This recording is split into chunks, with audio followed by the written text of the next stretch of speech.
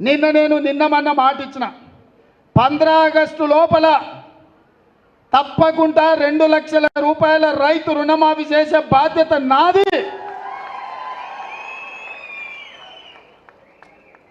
సేవలాల్ సాక్షిగా, బావోజీ సాక్షిగా నేను మాట ఇస్తున్నా, 15 ఆగస్టు లోపల నేను మీ రైతు రుణమాఫీ చేస్తాను.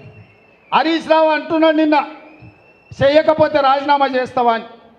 నేను హరీష్ రావుకు సూటిగా కేసీఆర్ సవాలు విసురుతున్నా, 15 ఆగస్టు లోపల రుణమాఫీ నేను చేస్తా. నేను రుణమాఫీ చేస్తే నీ పార్టీని నువ్వు రద్దు చేసుకుంటావా? సవాల్ను స్వీకరించు.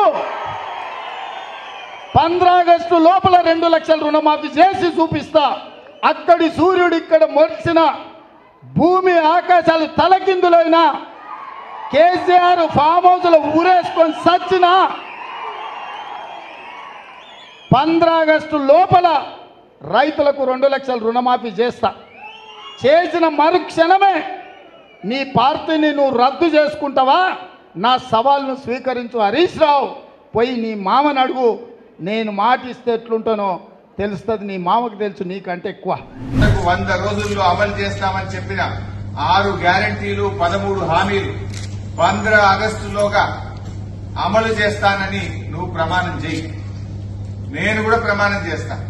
ఒకవేళ రేవంత్ రెడ్డి గారు 15 ఆగస్టులోగా 6 గ్యారంటీలు నిజంగా అమలు చేస్తే నేను ఎమ్మెల్యే పదవికి అక్కడనే రాజీనామా చేస్తాను.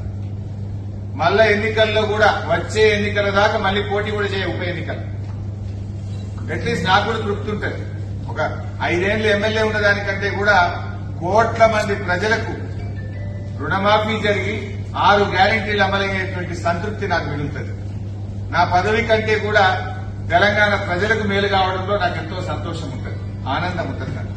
నేను పదవి కోసం నేను బాధ్యలాడలేదు, నువ్వు చెయ్యాలనే కోరుకుంటున్నా. నువ్వు సవాల్ వేసినావు కదా, ఎస్ పోదాంపా గన్ పార్క్ దగ్గరికి, అమరవీరుల స్తూపం ముందు.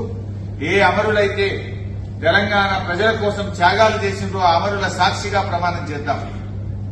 ఆగస్టు 15వ తేదీలోగా 2 లక్షల రుణమాఫీ ఏకకాలంలో చేయడంతో పాటు 100 రోజుల్లో అమలు చేస్తామన్న 6 గ్యారంటీలను నువ్వు ఖచ్చితంగా అమలు చేస్తా అని చెప్పి నువ్వు ప్రమాణం చేయి, నేను ప్రమాణం చేస్తా. అమలు చేయకపోతే ముఖ్యమంత్రిగా మీరు రాజీనామా చేయండి. ఒకవేళ అమలు చేస్తే ఎమ్మెల్యే పదవికి రాజీనామా చేసి ఉప ఎన్నికల్లో పోటీ చేయకుండా నేను దూరంగా ఉంటాను. ప్రజలకు మేలు జరగడం నాకు ముఖ్యం, ప్రజల ఆకాంక్షలు ముఖ్యం.